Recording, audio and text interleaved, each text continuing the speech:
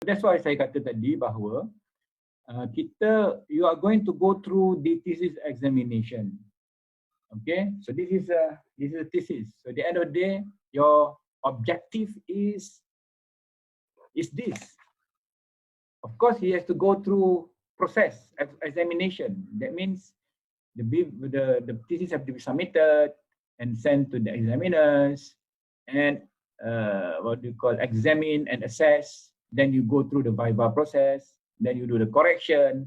So this, at the end of the day, this is what you're going to try and produce so that you earn your PhD and you are entitled to the apa ni orang kata nama depan kita ada DR lah, doktor. Dr. Syahril Rahman. Jadi kita boleh bukanlah bangga, tidaklah, tapi kita orang yang ada ilmu ni, we have knowledge, it is actually amanah for us to continue giving the knowledge. Okay, that is amanah. So the flow of presentation today, you can read the book, How to Survive Your Viva. Okay, those are tips and so on. But today I'll share with you the important things. I'm not going to share everything. I don't have time, 1 hour to share everything. Tapi gist saja, the most important things. So basically I will start with the, saya cuba tulis ni boleh pakai. Jadi boleh pakai. Examination and viva, examining a thesis, and the viva, the main purpose, preparing for viva question, and then oral defense tips, and finally conclusions and wrap up. Before we go further, sebelum kita pergi jauh, kita kena tanya diri kita. You are doing a postgraduate study. Okay, you are doing master's by research, PhD by research. So the characteristics of any research-based program is the creation of a significant piece of research during the candidacy leading to the award of the higher degree. Meaning that, any research-based program, you have to come up with something which is, not to say significant means you solve the world's problem. Tidak. Significant means within the context of your research problem, you're able to come up with a new formula, a new program, a new software, something new. Then it's significant and it's solving the whether it's theoretical problem, whether it is practical problem. You must claim it is significant. Itu penting. Pasal kalau in your thesis you don't claim to be it is original, and you do that because you want to gain knowledge and understanding. Any research is for the sake of the purpose of gaining knowledge and understanding. So rather, gaining knowledge is not only amassing facts, bukan hanya kumpul fakta, tidak. It is actually exploring and trying to answer research questions. Itu pasal dalam all the time we're trying to ask candidate, okay, what is the research question? Because this research question will be able to get to the final objective. For example, characterization. Perkataan yang selalu digunakan dalam PhD adalah characterization. How do you characterize a leaf, daun yang buat photosynthesis? Itu characterization. Okay? So it will involve explanation, will involve finding out why the phenomenon is happening. Why small companies facing problem to implement, for example, total quality management ataupun lean manufacturing. Kerana itu bidang saya lah. Jadi kita kena fikir, okay, kita characterize, kita mencirikan. Dan kerana, because when you characterize, you will provide understanding. Okay? Any questions? You can stop me anytime. No problem. So I hope you can mute your mic when you come in. Okay. Challenged by status because you're required to be much more self-sufficient and self-motivated. Dalam PhD ni, tidak ada perkara yang paling challenging adalah kita ni kena we must be self motivated. Okay, no one else motivate us. Tidak ada orang lain yang boleh motivate kita. Susah juga ni. Betul susah tak? Macam mana apa ni kita, macam mana you all motivate yourself? Nurul Ain, macam mana you all motivate yourself? Macam mana kamu memotivasi? Deadline. Deadline, Prof. Oh, deadline. Okay. Schedule lah, schedule. Itu pasal dalam PhD. Kalau dalam dulu masa PhD dekat ni apa ni office saya di rumah ni. Dekat dinding ni penuh kertas jadual. Penuh. Dulu mana ada komputer ni kan? Tampal print jadual dan juga tengok tentang target ataupun katalah okay, by this date saya kena siap saya punya chapter 1. By this date saya kena siap chapter 2. So this become your motivation because saya dulu kat UK, bilik saya macam reban ayam je. My room is just like this reban ayam. You know reban ayam chicken punya ni. Kecil je. Lepas tu semua buku tinggi sini kertas, sini kertas. Ni pasal itulah yang kita nak capai.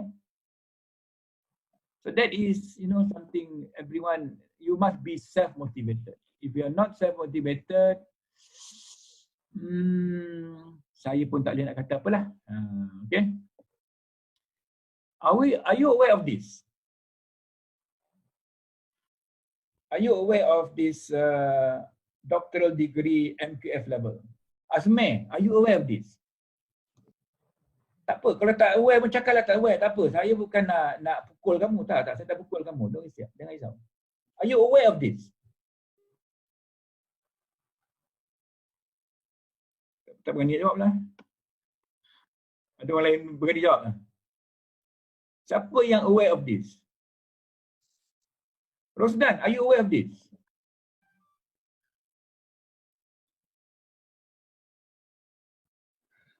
Yes, Prof.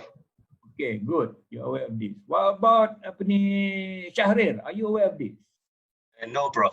No. Okay, now today I brought you to the new knowledge yang kita kena tahu bahawa MQF, Nation Qualification Framework, stated that this is the requirement for you to be at PhD level. So when you are saying that PhD level, a doctoral degree provides for further enhancement of knowledge, skills, abilities obtained at the master level. So beyond master level. So you must be able to do independent research. Then you have to show your ability for systematic comprehension. That means when given one topic of you baca journal paper, you kena comprehend. Kata you cari journal paper ni untuk metodologi. Metodologinya adalah structural equation modeling. You kena comprehend, you kena tahu in depth. If you're in my area, total quality management, if I ask you who are the gurus of quality, Deming, Duran, Crosby, if you don't know, you're in big trouble. You're in big trouble because that is orang kata the asas, mastery of research skills and methods. So you must have mastery of research methods. Sebab dia PhD satu je, sabar. Kalau tak sabar tak dapat PhD. Itu je. Betul? Setuju? Setuju tak? Sabar. Sabar cari research method. Sabar, But you have to go through this process. If not, you cannot. So, siapa yang tak pernah jumpa ni, sila baca. Sila, please read and please try to find out what this means. For example, show capabilities to generate, design, implement, adopt research process with scholarly strength. Scholarly strength means You have the ability to articulate and to explain the research process, the research outputs, outcome, results, analysis. Scholarly means with good explanation, criticism, and defense. If you cannot defend your point of view, then you're going to lose the race, okay? Or you have some difficulties. And the most important thing normally people ask is, tu pasal kat Viva ni, apa contribution kamu? Itu dia punya killer question. Killer question adalah, apa contribution kamu? Saya minta maaf, saya nak kena minum air. Saya cakap tak sedap. Boleh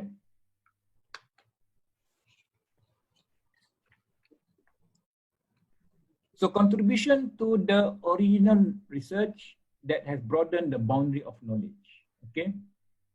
And you can defend it through international standard writing, international referee paper, termasuk Viva nantilah.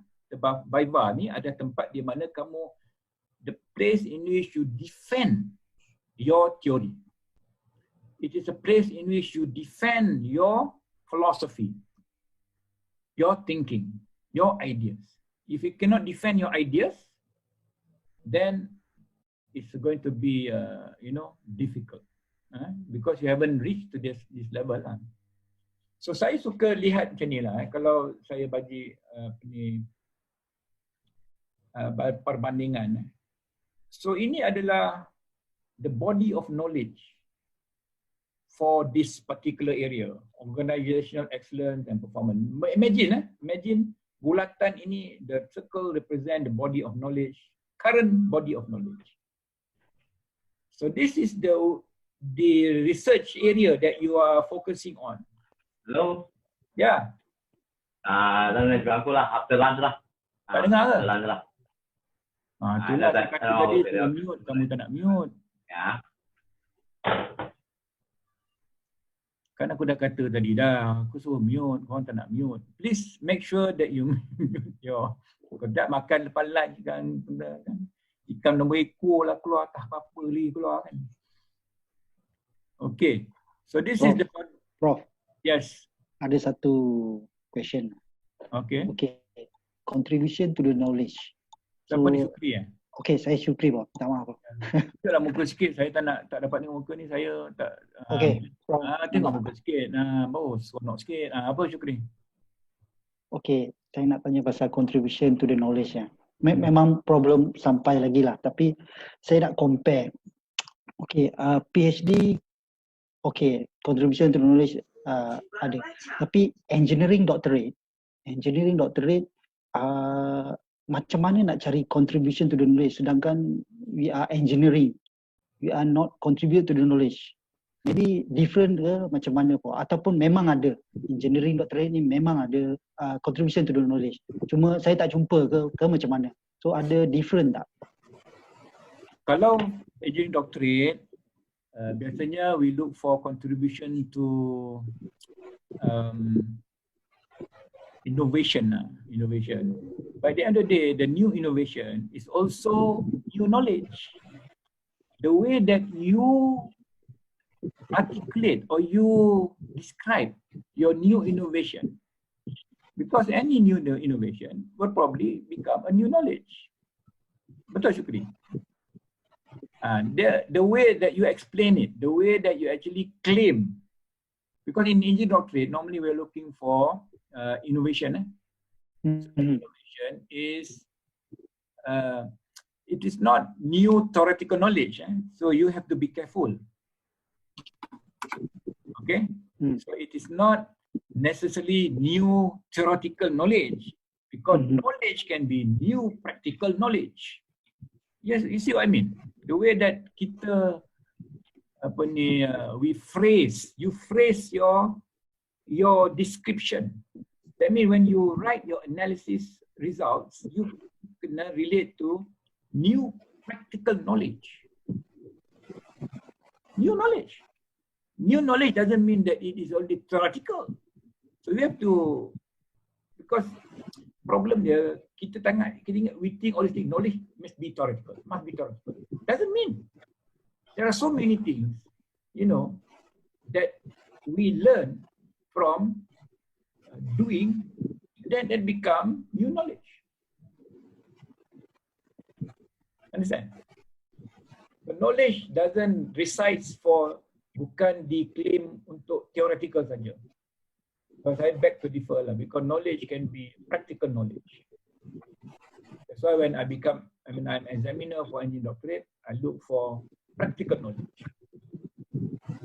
What's wrong? What's wrong with practical knowledge? What's wrong? Problem dia adalah examiners yang ramai yang lalu fokus tentang theoretical knowledge.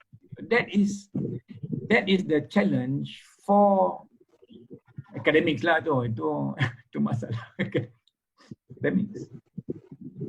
So you have to phrase, you have to actually, you know, nicely say and convince that it is actually knowledge. Okay, and it's a contribution lah.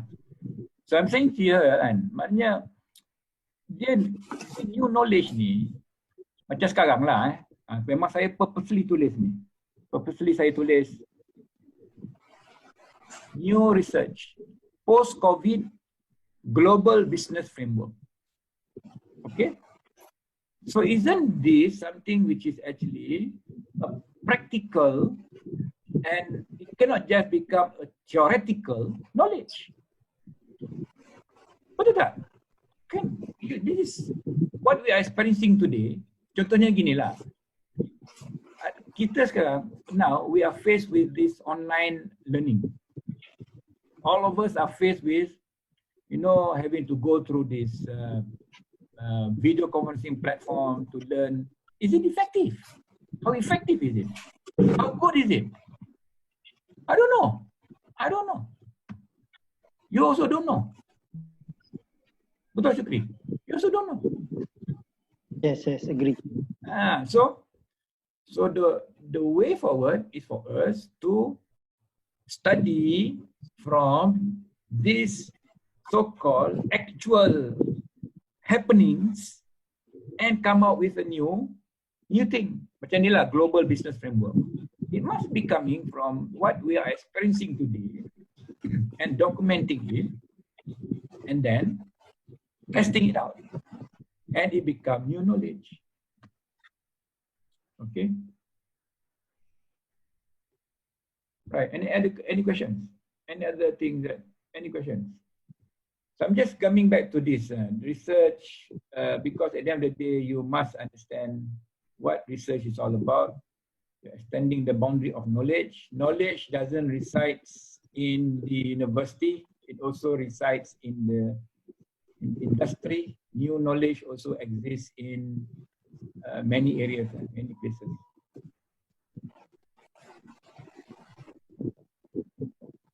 And all these things, all these are actually MQF, level 8, critical analysis, evaluation and synthesis, and then communicate with peers and promote the ethical society. So this is not advertisement. This is how you see yourself. How do you see yourself? Of course, you see your very hopeful dreams. But how most professors see you? Oh, just kidding. Okay. I'm just kidding. Just kidding. Okay. This is just. I don't see you as this. Okay. I don't see students as this. I see him. I see at least myself. Okay. Okay. So what is a thesis? Anyone can answer me. What is a thesis? Anyone wants to, tell me what is a thesis? Nolia lah, tanya Nolia. Nolia, apa thesis?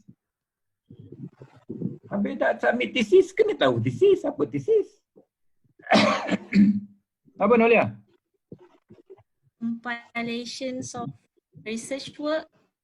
Compilation of research work, okay. What else? Anyone else want to help Nolia? No? Okay. a very simple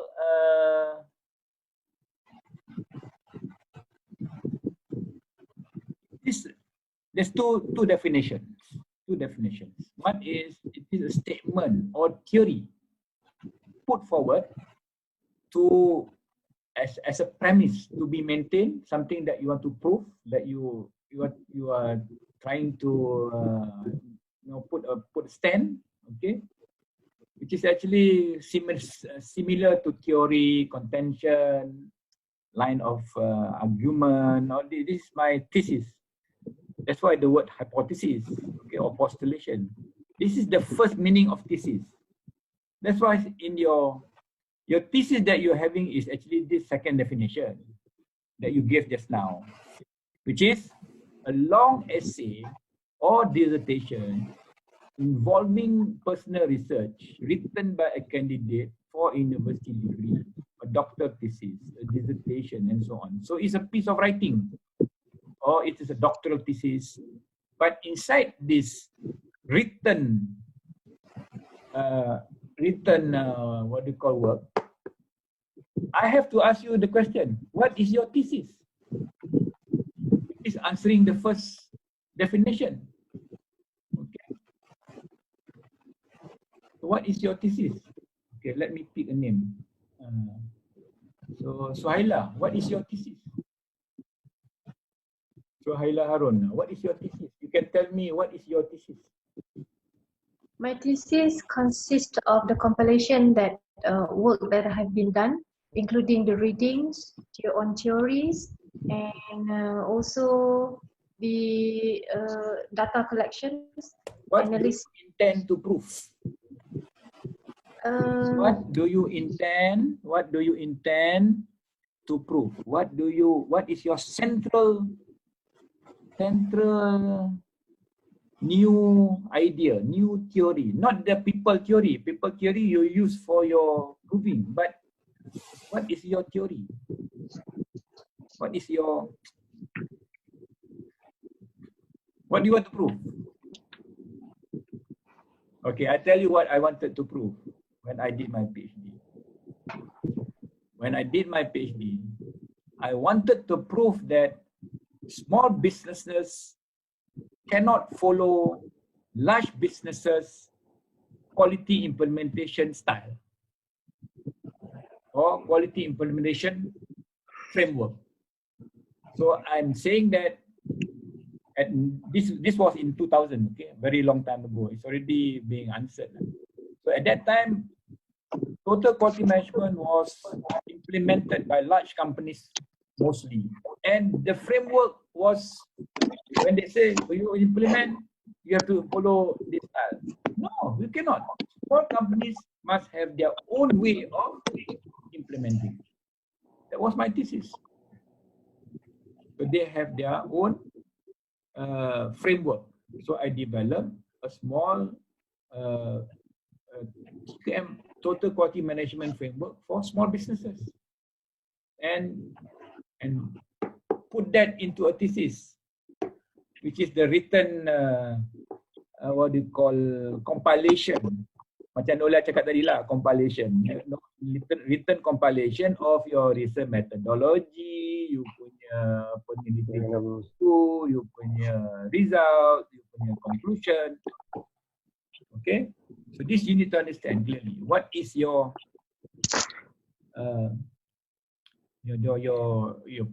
the thing that you want to propose or solve or come up with against, you know, your okay. Sorry, there are many foreigners. I speak both language. I'm sorry, you know, you have to bear with me because I'm a Malay, so I tend to talk Malay and English at the same time. Luckily, I don't speak Japanese. If I speak Japanese, then okay. Question, Prof. Right. So a PhD thesis are all this, but not everything you have to fulfill. Okay, you have to pick what you are strong at.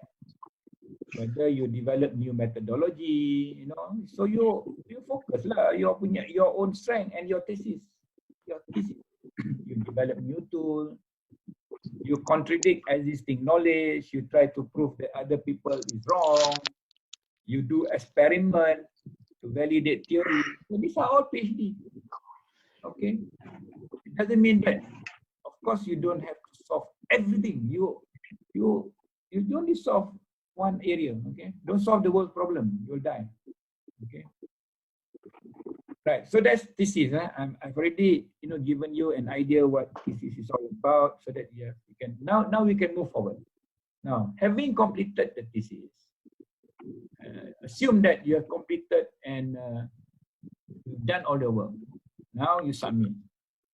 So the typical examination process, you submit, it will be a document examination. That means the thesis will be examined by internal and external examiners. Examiners are nominated based on this criteria. Okay, experience in examining, expertise, reputation, and publication. Of course, reputation comes from publication. Now you can check every one of lecturers or professors. You can Google Scopus and check what's his H index. One H index 1 je. Aduh, letih H index 1 tapi profesor letih juga. So in general, 3 examiners are invited to respond to a university, so that university will have the benefit of range of examiner report and also balance, basically. The internal examiner, the internal examiner role is actually to safeguard the institution's candidates. But sometimes internal examiner, they act in contradiction, they are more thorough and more difficult than the external examiner. So it's, I see from that perspective, because internal should be, protecting our candidates, and external probably they have the check and balance between external and internal. So this is the first thing. You must think like this. Your thesis submitted, then it will have to, and depend on the process of the university. SPS take 1 month, 2 months. So don't need to worry lah, because I also waited 2 months for my viva. You in Birmingham, University of Birmingham, 2 months waiting for viva. So if you wait 4 weeks, you should syukur lah, okay? Okay.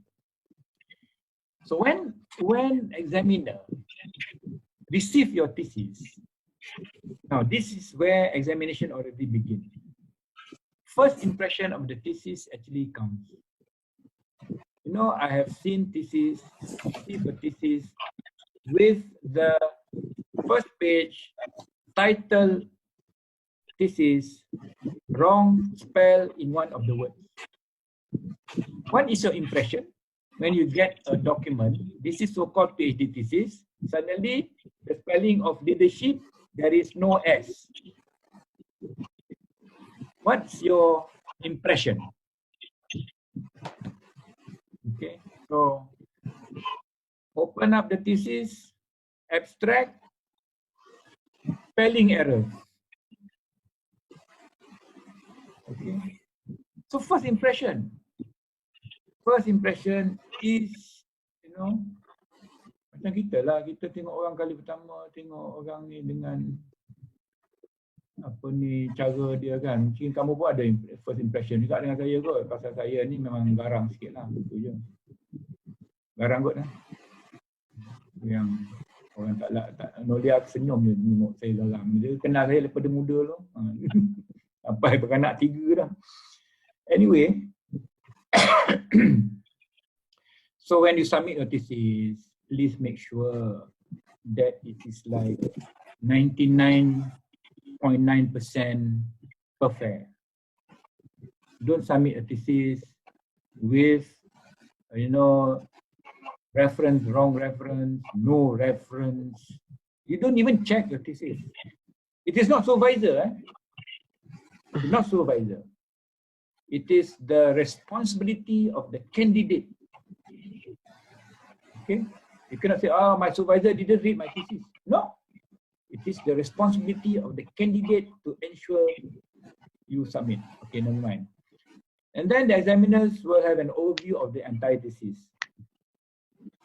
Quick scan of abstract and table of contents, introduction, conclusion, argument of the thesis should be clear. So basically, if the work that you have done, it's showing that you have gone through all the research process and you have actually argued and you have actually criticized, you have come out with good analysis and you have presented your case clearly in the flow, that is already a starting plus points. Okay, because we read the abstract, introduction, conclusion, then we have an idea of whether this candidate can pass or cannot pass. Okay. So by the end of the second chapter, that means by the end of the literature review, the candidate, the examiner will already have some judgment of the work that actually been done by the candidate.